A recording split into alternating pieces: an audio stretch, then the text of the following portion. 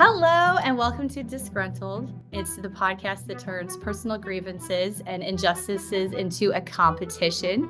I'm your host, Joplin Jayne. In this episode, we have three very funny comedians. Please welcome Geoff Redden from Virginia. Hello. Devarron Thomas from Michigan. Yeah.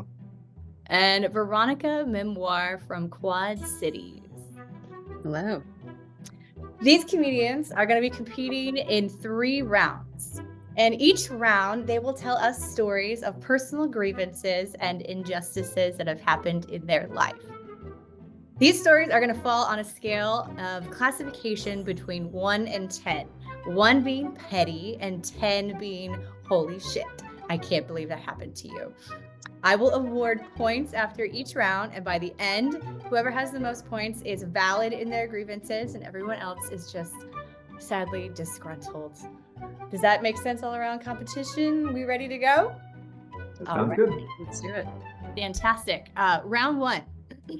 This one is called Petty Rapid Fire. These are on the grievance scale of 1 to 3. We're going to start this one with Devarron.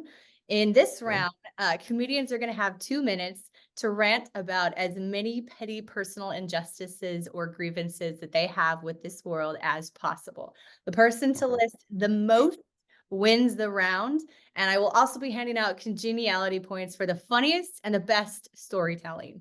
Devarron, are you ready? Yes, I am. Let's get it. First off, let me just say I love comparative suffering. I think it's the best. It's not healthy, but it's fantastic. Some personal grievances that I have with the world. My women friends who won't profit off of feet pics. I don't understand it. It makes no sense to me. If I was a woman, I'd be selling them for thousands of dollars a week. You know, it's like, who's gonna notice? Your parents are gonna be like, wait a minute, I know that bunion. That's Lisa. You know, it's not gonna happen. Make some money. People who talk shit but won't fight. I love that. Because I'm not always clever. I'm a comic, but sometimes I'm just like, damn it, I don't have a joke right now. I could just swing and win, you know, but it doesn't work. It's not fun. It's not fun in the comedy community. We're not a group of fighters, you know. Let me see. Shoes with no laces. That's become a trend lately. Not a fan of that. Dads who come back. Not a fan. Like, bro, it's like I gotta forgive you. It's not cool. No. You know? And you didn't even bring back the milk. Like, I'm still dry cereal. I say, let me see, what else? Astrology in every way. Because I still can't figure out why the moon and the stars can't help me win the lottery. Let me see. These stones that women will give you. This is a piece of amethyst I got here. Have no clue what it means, but I know my luck's not any better. And 30 seconds. Let's see. Girls who ask to peg you. Oh. Yeah, that one's rough. Especially if you go through it. I'm just kidding. Oh, shit. I find it's an crazy, man. Because it's like, what about me made you think that was gonna work? That I have to like reevaluate. It's a real existential crisis, pegging. 2 minutes. So. Well done. I mean, I gotta get with the pegging. Like, I mean, what goes through the mind of like, yeah, he'd totally be into this. Because either you are or you're not. And if you're not, Right. you really made a really bad judgment call that really Yeah, and then you're just in the mirror, eyes watered up, like, damn, man, like, what am I doing wrong? I got to change up everything. I got to Has go it back happened to to school. you? Has somebody done I've had it happen once. Yeah. Oh shit. Was Yeah, she I was like, God. oh, sorry? Like, how did she back away from that? She mostly didn't. She kind of just kept making her point. She's like, well, I hear that it's good for you guys and blah, blah, blah, blah. She's like, this is all back there. And it's like, well, I was raised in the 90s, so that's a no square. You know what I mean? Like, that's in the medical benefits. It's great. That's where you guys' G-spot is. Like, I know that's the greatest trick God ever played. So Geoff, do you have any thoughts on this? Devarron, you and I live very different lives. That's my thought on it. I can't imagine I've been married for a while. I can't imagine a situation in my life that would end with someone saying, you know what, I'd love to peg you. That's just what I think would be best for both of us right now. With the business hands. Let me talk to you about something today. That was really good. You had 7 and they were all very funny. I really enjoyed that. That was very, very good. Well done, Devarron. Round of applause. Let's see. Geoff, you're next. Are you ready? Let's go. Whenever you're ready. All right. Trying to start a piece of masking tape when I have manly fingernails. I have to do this every day. I'm making my kids lunch for some reason. They need masking tape on it. That's the school's rules. I don't know why. It's stupid. When I'm walking and there are people in front of me and they're walking just slowly enough that I look like a crazy person for trying to pass them. I recently bit my cheek while I was eating. And then I did that again for every meal for the next 2 weeks because it was swollen and it just gets in the way of my teeth. And so I keep biting it and it's horrible. Yes. I only ever proofread my emails right after I hit send because then I'm looking at them and seeing all the mistakes I've made. When people are rubbernecking an accident and then I finally get there and there's no blood, like, come on, don't waste my time if I don't get, something fun to watch when I finally get my turn. So Let's see, and then all the cars driving who are too nice to, they think they have a fancy enough car that they don't need to use turn signals. When my in-laws visit, they always love to help out with the dishes, and then I can't find any of those dishes for like 2 weeks afterwards because they hide them in strange places and I never know what's going on. There's too many TV streaming services now, and they only have terrible shows. They've all just agreed, they've gotten together and agreed to only make terrible shows. And whenever I point this out to people, it just triggers them to give me a new terrible recommendation that just lowers my opinion of them as a speaker. 20 seconds. Let's see. I just got back from Costco today, and I'm convinced that the human brain has not evolved far enough to deal with the situation we get at Costco. You walk in, it's like big TVs, coats, foods, like everyone's just walking around looking in a different direction than they're walking, and it drives me insane. Ooh, time. That's time. Oh, that's time? Okay. Well done, Geoff. Well done. Thank you. That was rapid fire. Doesn't it feel good to just like get off your chest Get it all off. to like an audience, a captive audience? Like, Yes. I could see the like the relief. Like it felt good. Like, and then another thing, and then another thing. Dude, I am so with you. You had 9. That's All right. Devarron, he's got you beat on that one. Your feet pick though was funny. I really liked that, and I mean, it makes total sense. So I mean, there's some. I hope I inspired something, like out there and just. I took notes. Thank Veronica's taking shoes off as we speak. I only asked for 10%. I'll shave my feet and get on the same train. Oh shit! I'll encourage my wife to do it personally and be like, you know what? Nobody's gonna know it's you. Are you ready, Veronica? I think I'm ready. All right, so we have 9 for Geoff, 7 for Devarron. Let's see if you can beat that. Whenever you're ready, I'll hit start. I'm ready. Let's go. People that don't agree with the zipper merge, coming from Chicago and now living in Iowa, people are venomously opposed to it, and they would just rather wait in a long line and like shake their fists in the air if someone decides to speed ahead in the other lane to merge, and then they're still pissed off over the fact that they're late somewhere. People that wear sweatpants to the grocery store at like in general, and no offense to anyone here that does, but I just have a problem with it working in a strip club and seeing lots of men that wore sweatpants all the time. It's just like a big ick to me. I think people that don't understand postpartum pregnancy and all the weird stuff that happens years later. I had a mole that I needed removed when I was pregnant. And I thought that the hair was going to go away with it, but it just keeps growing back and it just kind of catches me off in surprise. So people that don't understand why I might have like weird facial hair out of nowhere. People at Aldi that when you offer your cart to them when they're starting their grocery visit, but they don't give you the quarter in exchange and just assume that you're a person of like goodwill in nature. I'm not. I want my fucking quarter back so I can scratch off a lottery ticket because of astrology. I'm trying to think what else.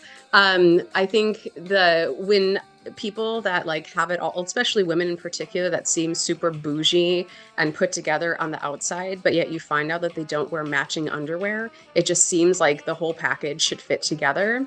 Like get it together. If you're a package on the outside, like you better be wrapped underneath too. 50. I think the people that ask for feedback, but they don't actually want to take it, and then they get defensive and just want to have some sort of like projection at you afterwards, and then call you a bitch for the fact that you gave them feedback that they actually asked for, when really they're just fishing for a compliment because they have low self-esteem, and that's not my problem. So true. And I think Time. Oh, we yeah. can keep continuing. Do you have more to say about that? Because I totally I mean, I think it's just a lot of people. I think the last thing would be just like my grandmother always said, an empty wagon makes the most noise. So whenever I see people that immediately get super heated over something on social media that's in regards to politics or some sort of event, and then there's nothing to be said within 48 hours, I just think it's a waste of space. Yeah. like it. I like it. So Do you not know why guys wear sweatpants to the strip club? I'm sorry. I do know why, and that's why I don't want to see it in public. It's unfortunate. I'm glad the bottom half of the screen isn't showing because I'm pure sweatpants. And I did have an appointment at Deja Vu after this. Which is... Now it makes sense. I see. I love, Veronica, you have such a wholesome look. Like you look like you're baking a pie underneath, but like you have such a fun story and background. Like I totally agree with you, Geoff. Like sweatpants in a strip club, like I mean, one person is supposed to be like one person's being paid to showcase the goods, and it's not you, buddy. Like, what do you do? So like what do you do when you encounter that? Are you like, what do you do, Veronica? Well, this is part of my past and kind of what I've revealed since starting stand up. Kind of lived double lives for most of my life. I would avoid them and try to make money elsewhere, honestly, after kind of first getting exposure and hearing the stories. But mostly just judge people. That would be like what my main MO is when I would go in there, and just there's different types, different and once you kind of read the room a little bit, you just kind of know where you I don't like to work hard. So I'm not willing to work harder than I need to. So that was kind of how I would be able to read it a little bit. But anyone in sweatpants, not a chance I would talk to them. Evans. I mean, Geoff and Devarron, like, do you have like Yeah. strip club etiquette? Like, have you gone to strip clubs? Do you have like The last time I was at a strip club was when I was 17 years old, and I was wife? we're Do you just hear thinking, that? like, For the record, wife. yeah. That was before I met my wife. Strip club etiquette? Okay. I don't know. I just know you're supposed to order wings, pay $16 at the ATM. It's important that before you can withdraw your money, they get $16 out of you. And yeah, just try not to embarrass anybody. That's what I've noticed. Like by throwing change at them or anything like that. But if that's what you have. Because you want to give. They're working so hard, but you don't work hard. So you have change in your pocket and you're like, let me help out. I feel like that Silver dollars. Here's the quirk. It's like, you don't hit them with it. Throw it at the feet. You get it in there. Here's the Slide a good roll over. I got some Slide that over. There we go. Veronica, like does this sound good? Like, do they have good etiquette? Like if they showed up at a club?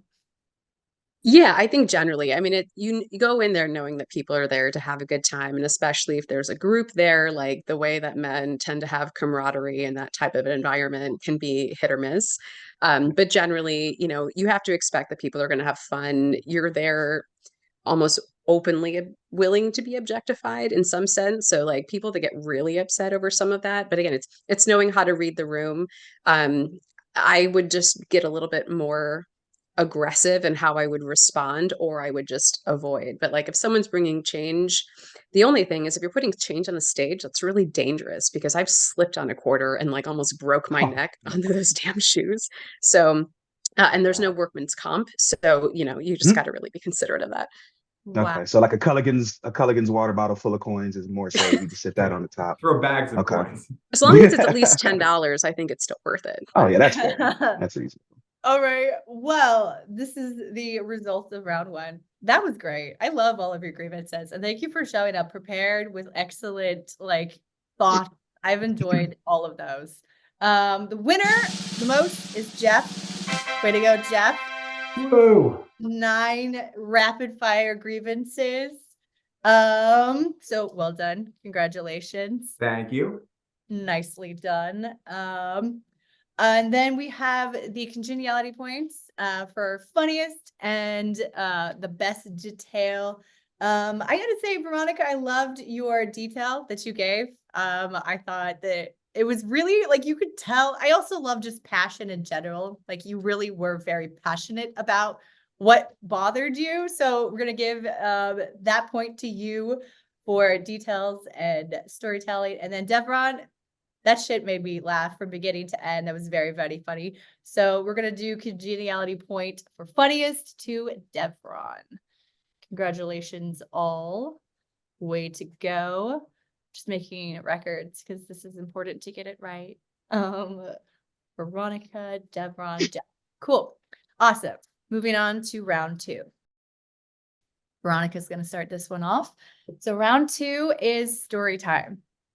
And in this round, comedians are going to tell us a story that is 3 minutes or less. And it is going to be about an injustice that happened to them that is on level 6 of the grievance scale. And whoever has the best injustice wins the round. And again, I'm going to be handing out congeniality points for funniest story and best storytelling. Veronica, whenever you're ready. Okay, I'm ready. So I was in community college and I had just started working in the club, but again, under the radar. And my best friend at the time was the person that got me really convinced to doing it. I was in my ethics class and she persuaded me. So I was obviously paying attention. And in between classes, we used to kind of chit chat and just talk about what was going on in our lives. And coincidentally, I'm an introvert among many of my friends. So we would just talk about sex and masturbation because that's what you do when you don't go out. And one of our mutual friends was talking about how she just got a new dildo. And my best friend at the time was asking her about, what are you going to do with the old one? And our friend is like, I don't know, I was going to throw it away because I've had it for a while, it glows in the dark or whatever. And my friend's like, I'll take it, and took this and it became hers. And that was the first time that I should have realized that she was into other people's pussy because at the time she was a closeted lesbian. And then we decided to go on this trip to Wisconsin Dells a few weeks later, and we're kind of just, I'll save the bulk of the story, but she ends up kind of coming on to me and I'm in love. Jerry Springer. I'm secretly a stripper in community college, closeted lesbian best friend. I'm in love with her older construction worker, 31-year-old cousin, who is an alcoholic.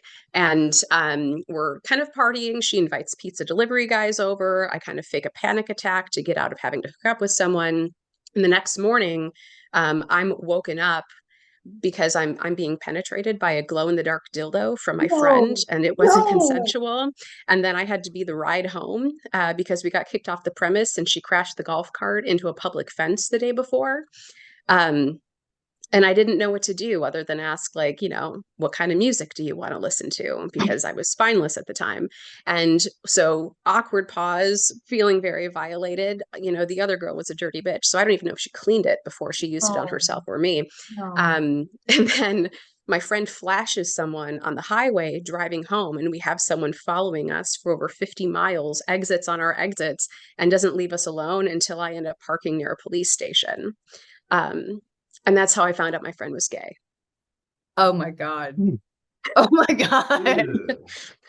There's so much there. There's a lot there. I mean, it's like a reality series, just like in there. The reused dildo.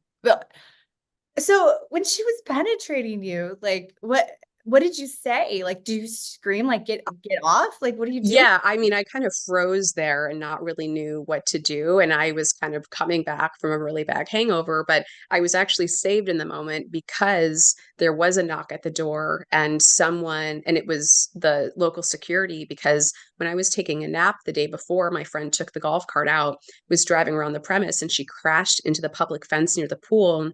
And she never reported it, and it was caught on camera.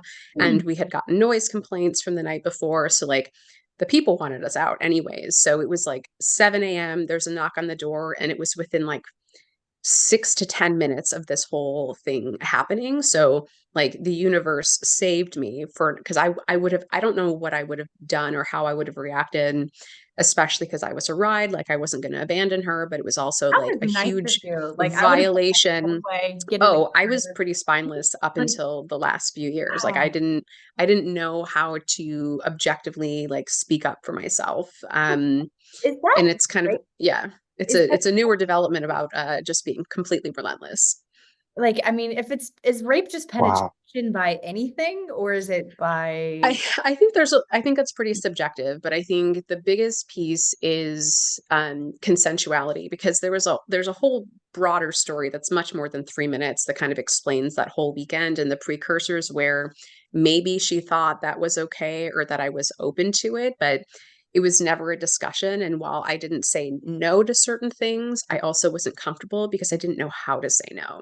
And it was also circumstantial where I'm in this new place, I'm away from home, I'm the ride, I've known her for a while, but I'm 20 years old. Like, what do you do in that situation? So I think the vulnerability about not having a plan to, like, if something were to ever happen, even if you trust this person, like, what do you do? So I think um there were opportunities for me to object that kind of led up to that, I don't know if I necessarily led her on in a way, but oh it was no, you didn't I was ask more for being in that. shock more than anything else. Yeah. And um that it was the way that we ended our friendship, really. And I still dated her cousin, which was terrible after that. I never knew like what to say or how to say it because she perceived it as one thing, I perceived it as totally different.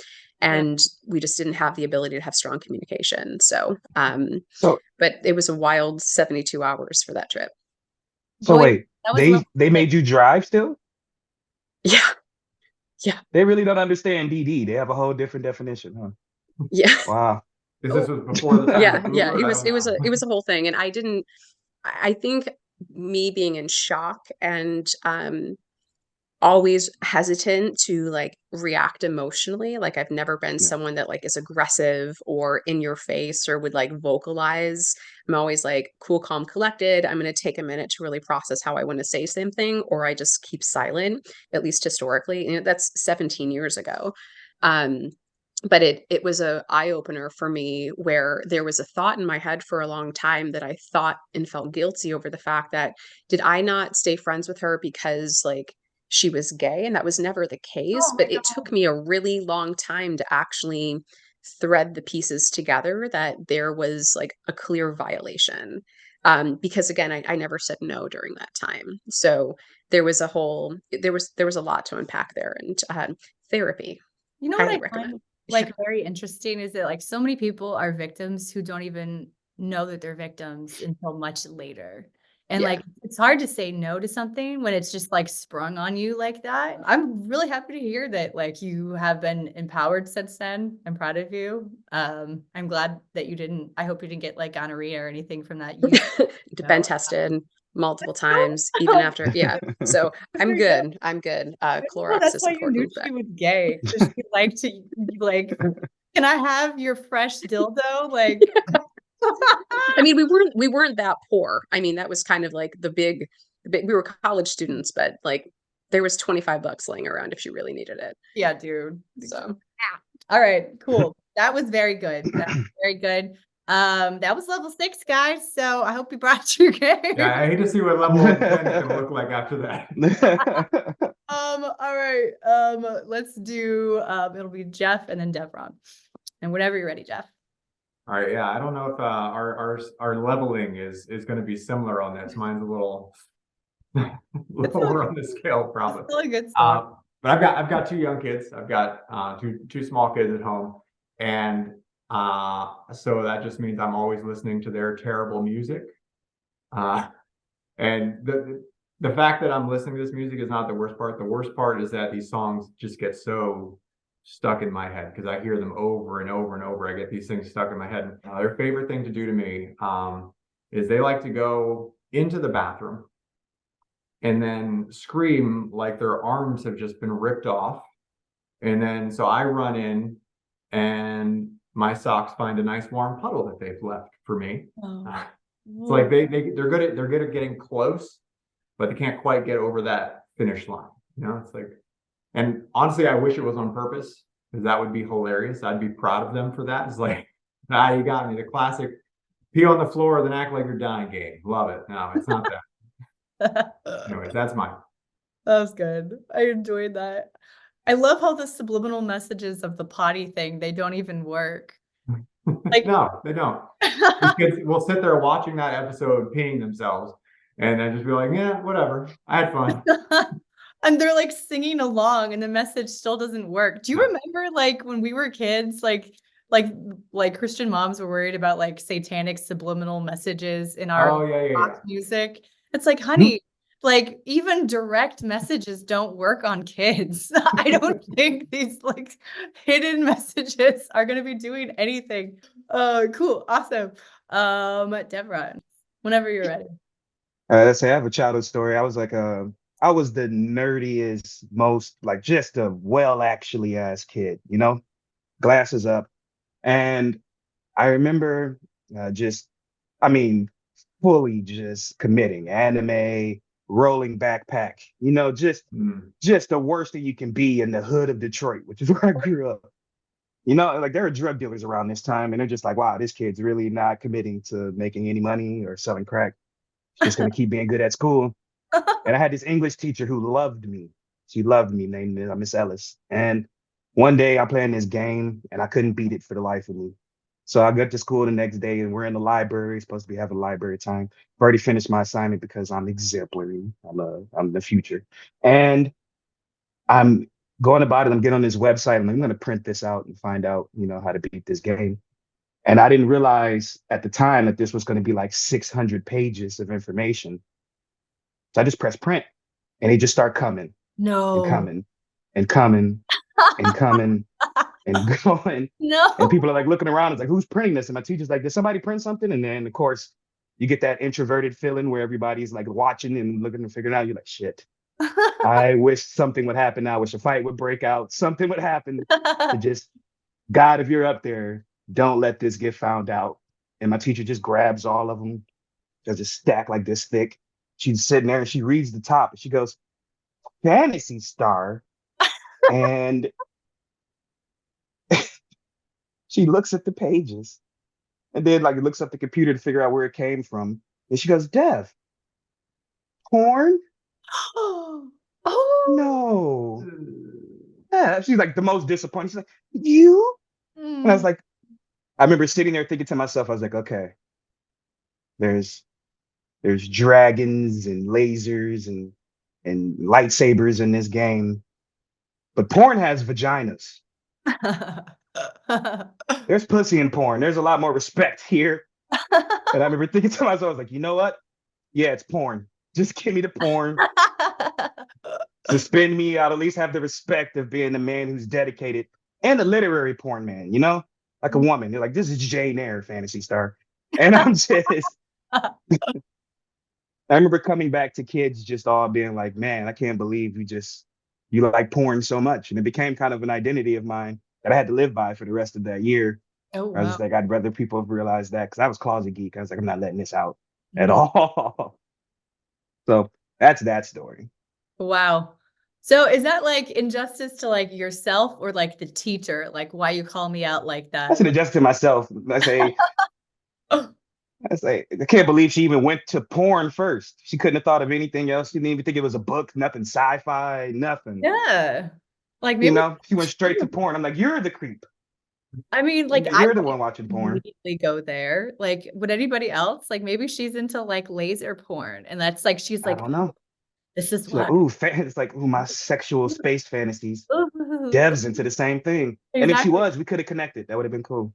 I think the crazy part for me is the fact that like you owned the fact that that's what it was, that she claimed it, because you thought it would give you like more social status way or more like social credit status amongst your peers because that was considered edgy in the right way versus somehow having more like acceptable. a creative introverted personality. Like that's what and then you owned it and lived it for years after that for and just year. had it as part of your reputation. That's crazy. I wouldn't have been able to think on my feet like that. I was thinking really far ahead. Like I would have just been like, no, someone else printed this on my computer under my name. It's not mine. I don't know what happened. See, that was a good idea, but they were pretty specific about where we sat because of people actually looking up porn on the computers.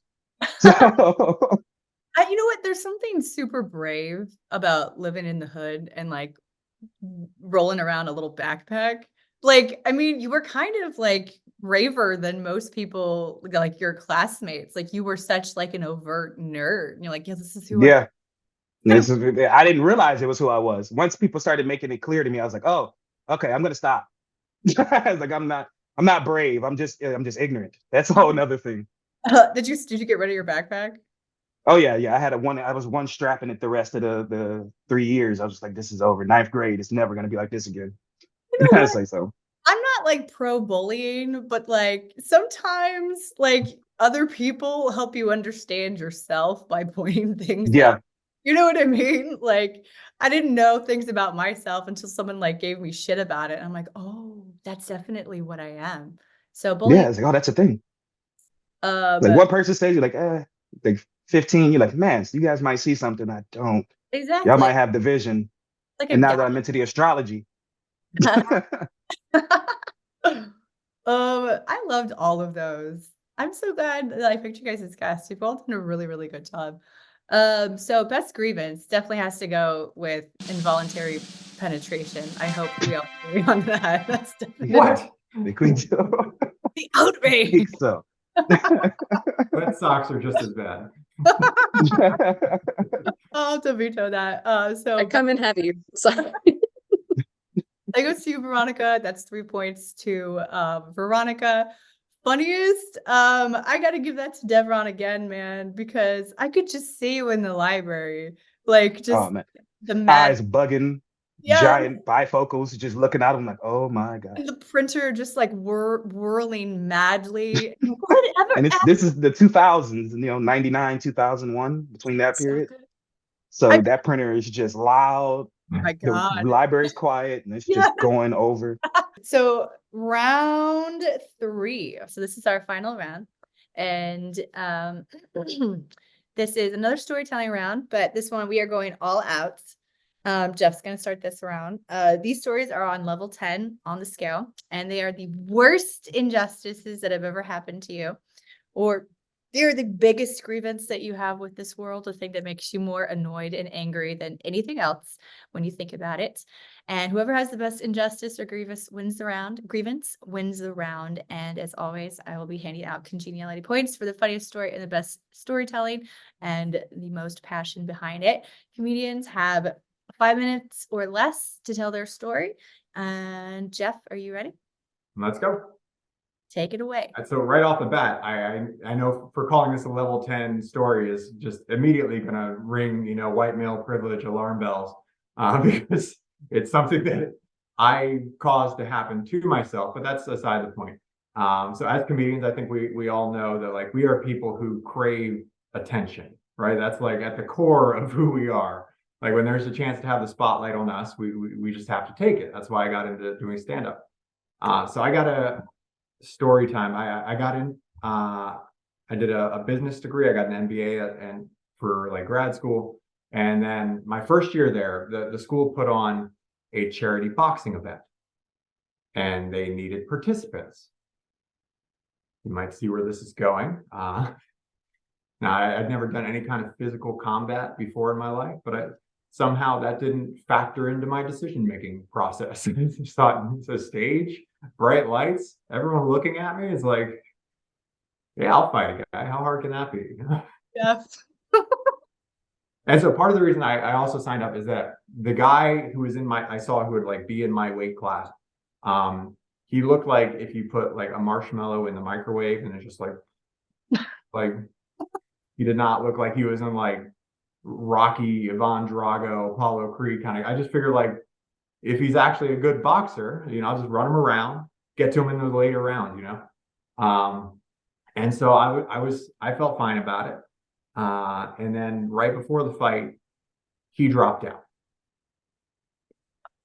And the charity event was still going to happen. And so thank goodness they were able to find a replacement on such short notice. No. And the replacement they found was an Army Ranger. This guy he's a professional killing machine. Because people join the army because they want to kill people. I've not simplified that in any way. And when this guy joined the army, everybody pointed at him and said, he's the best at it. You know, if you want someone dead, put them in a confined space with this guy and he will get the job done. My friends, they'd already bought all their tickets and it was a charity. We're supporting a good cause. So I wasn't going to be like, I can't, I gotta.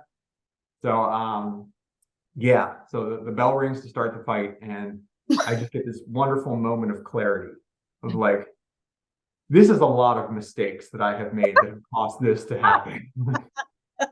Like when someone cheats on their spouse, that's not one mistake. It's like you flirt, then you exchange phone numbers, then you meet up, and it's all like a lot of things that have to happen. I'm like, I made all of those mistakes to make this happen.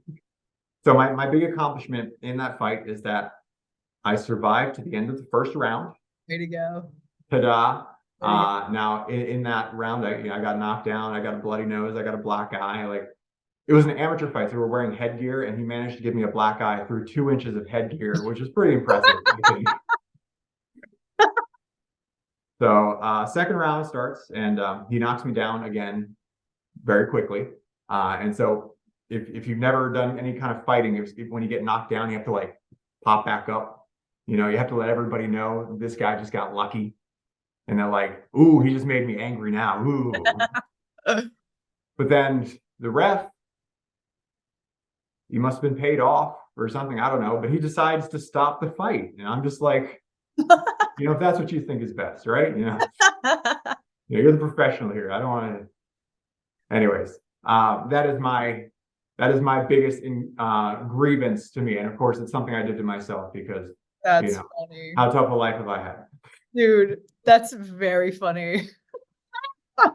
You really are a performer because you even with like a head injury or whatever, you're like, I gotta act when I get up. Everybody's looking at you and you just gotta pop back up. It's like, that was embarrassing. That's not what really happened. So what is the raising money over like seeing somebody get pummeled? Like other people there must have known like this isn't gonna be pretty, right? Like right? They didn't know who like any of the names on the card. These are all like people who were in business school and like their dates and everything. Everyone was there wearing tuxedos. It was like a black tie event. And so they're just like, let's get drunk, let's eat the food, and let's watch people hit each other. Like that's you got the shit beat out of you at a black tie event. Yes. With all of my classmates, the ones watching. And then I had to be in school with them for 2 more years after that. NBA program. Yes. Honestly, I respect everything about that story, Geoff. I just got my ass handed to me. Way to stand your ground as best you could, man. So did you see Marshmallow Guy like the rest of the year? Like, did you have like a grudge with this motherfucker? Never saw him again. Never, he was an undergrad, so they were recruiting undergrads too. So he was like in the undergrad program. Never saw the dude again. Wow, he was hiding. He knew you had it out for him. Dude, that's humiliating. That is truly a travesty. I'm sorry that happened to you. I survived, That was really good. That was very good. Veronica, are you ready? So I don't know if any of you are familiar, but about 10, 11 years ago, Northern Illinois University had an incident where there was a school shooter. It was on Valentine's Day. And I was a student at the time. I was studying printmaking and sociology. And I also happened, this is before I became a performer in the club, I was also a life model. So easy segue. So life models are the models that are the pose all natural for the art classes and the art students to learn life drawing and all of that. So I modeled for my classmates in between my breaks and classes, and then I would have class with them like the next hour. So no shame, daddy issues, right? But that particular day that I was a model for one of the life drawing classes was when there was the school shooting. And, I'm making jokes and, I don't know how to really handle tragic events. I'm just like, oh, someone must have cheated on their boyfriend or girlfriend and they're pissed off about it. Because I didn't know it was actually in like the auditorium at the school. I just thought it was like on campus somewhere, being that it was Valentine's Day, until we found out more details. But coincidentally, that I also was making an ass of myself by making these terrible jokes and like not really being able to perceive the situation. But I happened to be modeling for one of the classes when that happened, and our buildings went on lockdown, and I didn't have a robe.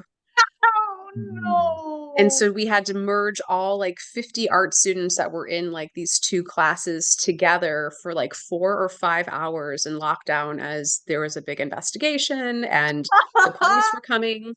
And I made an ass of myself in that, but I didn't have a robe because we had to stay within the class that we were in.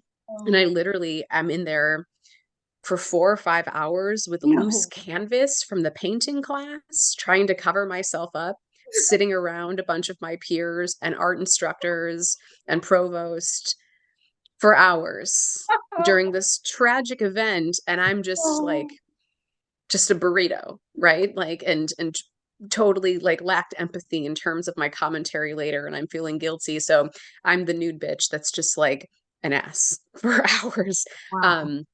And that was one of the most like allowed me to become self-aware of like think before you speak situation when you don't know all of the details.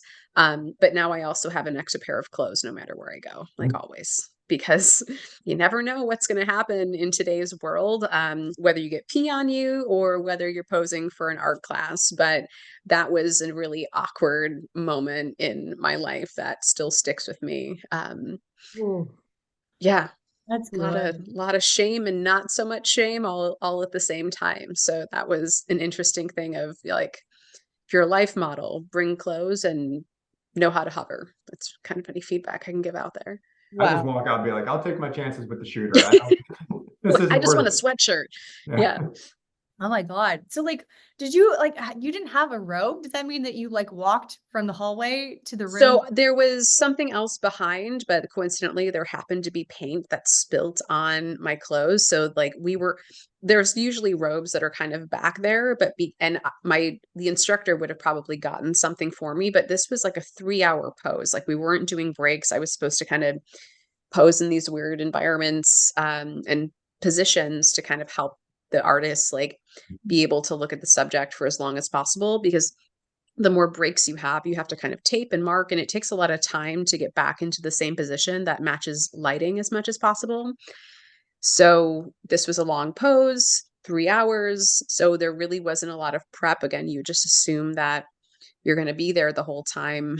And because of the situation that happened and the school was in lockdown and no one was allowed to leave into the halls, they weren't allowed to get anything for me. So that's why I needed this loose canvas that was going to be put on a stretcher bar later in the day, Oh, did anybody as have a my hoodie temporary garment. did anybody have like a hoodie or like anything like that? Like, did You know, nobody you would care? think that I would have been offered something. You must be hot, Veronica. I was Nobody. gonna say a bunch of like guys just like, I got nothing. I don't know. I'm cold. You know, and I kept trying to say like I'm just a pile of shapes, right? But no, I learned early on, starting that when I was 18, 19 years old. You know, my guy friends that were just, you know, there to make art, had other, you know, subliminal messaging that would happen in the classes, at What? least at first. They wanted to write together? Um, well, Yeah. somehow their pants got tighter, you know? It was just kind of obvious to see from Art really moves the us in different pedestal. ways, you I Yeah. gotta stop wearing those Oh, sweatpants. It was the early classes before they got familiar with seeing like a body up there, where, you know, eventually they just become yeah. desensitized. But I think yeah, it was, like you a would lot think I of would have been offered more, but I think in the escalation of everything and people just like completely shocked of like there was a school shooting, right? Like everyone is just, no one's thinking clearly. oh my God. That is like I couldn't even write that story. That's so like unique to you and so interesting and horrifying. That's a And sitcom moment, you know? That's good. truly 100%. That's my life for sure. Yeah.